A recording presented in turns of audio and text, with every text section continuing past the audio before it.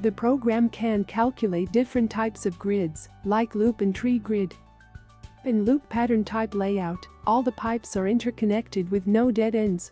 In such a system, water can reach any point from more than one direction.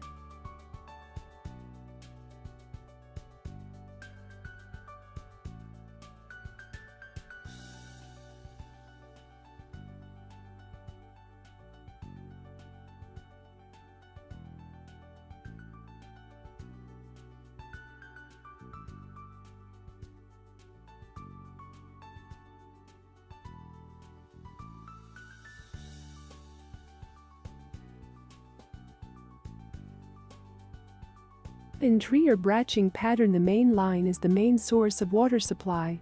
There is no direct supply from the main trunk line. The water is first supplied to the consumers from the main line through the sub-mains.